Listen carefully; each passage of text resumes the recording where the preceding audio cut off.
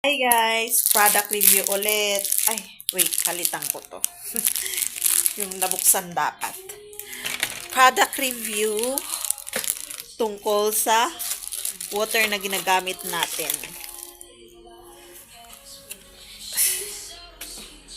So, ito, kumuha ko ng filter. Sana yun? So, kuha kayo ng extra filter nyo.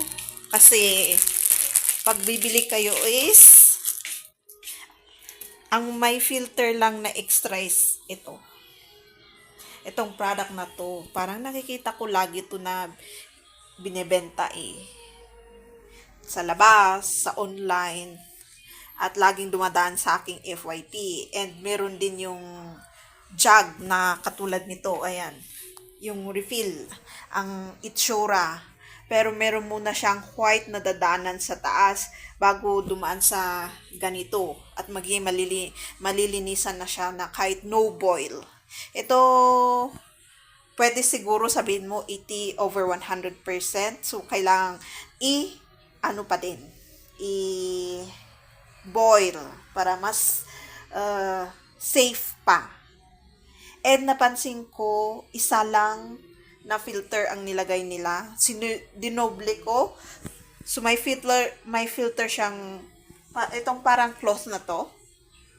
May filter siyang ganito sa taas at dito sa baba. So, papalitan ko ngayon kasi for sure madumi na siya. So, dinoble ko na lang. And, magpapaboil ako ng tubig dito. Pag magpapaboil ka ng tubig, kasi may chlorine yan, water district po yan, dito sa amin, may namumuo siyang puti dito, sa taas. Kahit sa kettle, diba, na ganito, may mamumuo na white. Nung sinubukan ko, wala na siya. So, natanggal niya yung chlorine na nilalagay.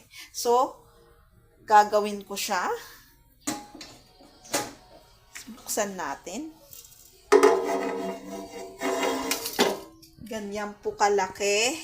Dati may puti dyan. Pinunasan ko muna. Ayan o. Kakaboil ko lang ng tubig kahapon. Wala na yung puting-puti na parang chalk. And, yan sa ilalim. Yang puti na yan is, sa ilalim is dati yan. Second hand ko kasi nabili ito. Sa isang surplus. Ay, hindi naman. Kahit binili ko sa surplus, sabi nung pinagbilhan ko is, ginamit niya lang once. So, bago pa siya. Pero, dati na tong white na to. Itsura niya pagkuan. Ayan. Hindi siya matanggal. Ganun talaga pag kinamit mo na yung isang bagay ng matagal-tagal. Gaganyan siya kahit sa kettle or saan man. So, mag-boil ako. Tapos, tignan natin kung may mamumuong puti-puti dyan. And, papalitan na natin to. So, maganda to nung nasubukan ko is nakakatipid na ako ng ganyan.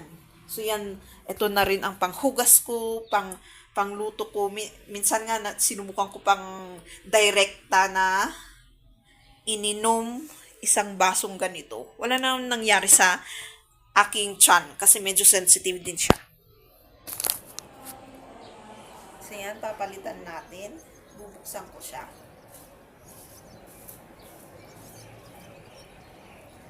So, meron siyang parang, ito, matigas to. Kahit i-press mo siya, buo pa rin. Parang bato na hindi. Uy, madumi na nga talaga. Mga kalawang, ganun, or dumi.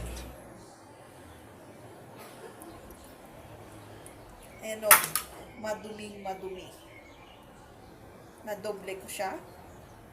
So, lalagay ko yung dalawa.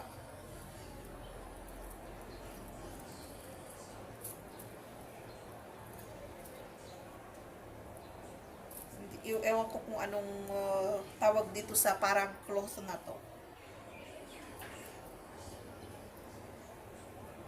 For sure, madumi din yung nasa ilalim niya. Dati, parang, syempre natatakot ka din sa ano eh.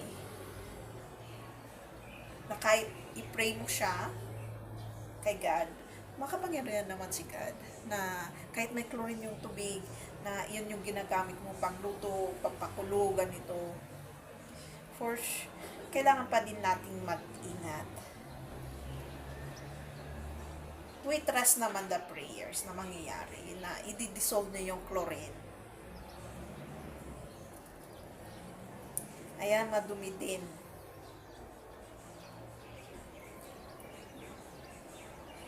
Na magiging vitamin sa katawan. Pero kailan pa rin natin mag-ingat physically. Yun din naman ang tinuturo ng Biblia actually. Hindi lahat na sinasabi doon is literal na meaning po. May mas malalim na meaning. So ayan, 4 po to. Babasura ko na siya. So nilagay ko na siya.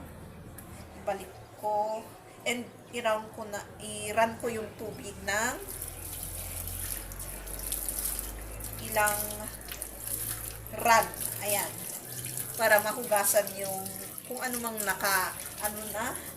residue something sa parang cloth na yon. And maglalagay na rin ako ng tubig doon.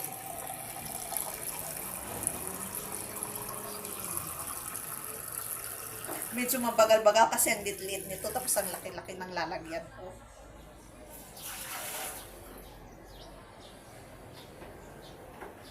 So, I trust this.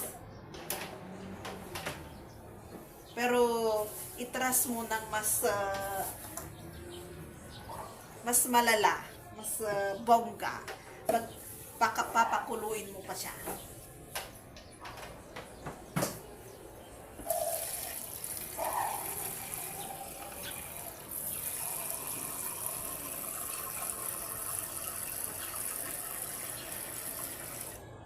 Lalagyan.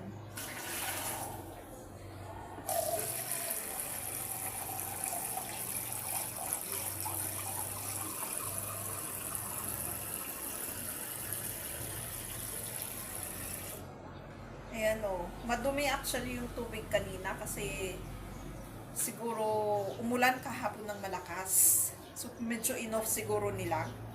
And parang buti na lang bumalik agad kasi nag-CR ako. Hindi chinek kung may tubig.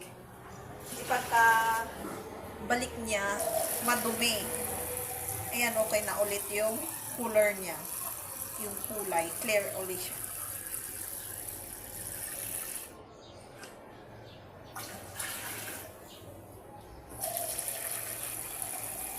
So, matagal-tagal to. So, babalikan ko kayo.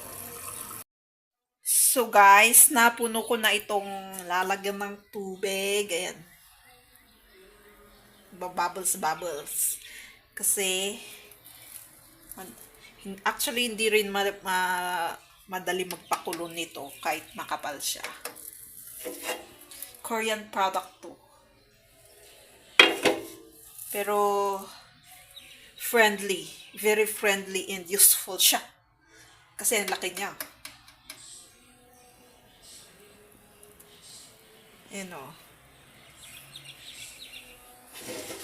Tatakpan na natin and babalikan natin pag kumulo na siya. Para mapakita natin na yung walang puti-puti pag kumulo siya. Kasi pag kami na nagstay noon sa city, yun na rin kasi ang ginagamit namin pangluto, panghugas, sa papansin namin lagi sa pinapakaluan na pang coffee, pang tea, ganun, is laging may white sa taas. Dahil sa chlorine yun. And yun din napansin ko nung una na wala pa ito. Medyo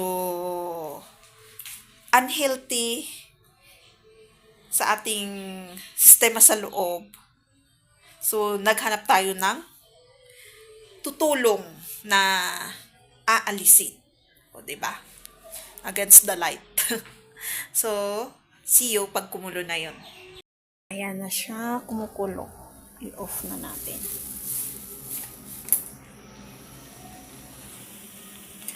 Hintayin natin mag-ano yung kumukulo kasi tinanggal ko na yung nakasaksak. O, diba wala yung white sa gilid. Ayan.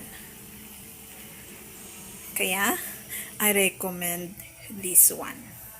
Nasa basket dito sa YouTube. Ayan. Or ilalagay ko din yung link sa TikTok sa comment section. See you. Don't forget to subscribe, click the notification, comment, fan, and shares. And try nyo din. Mura lang naman.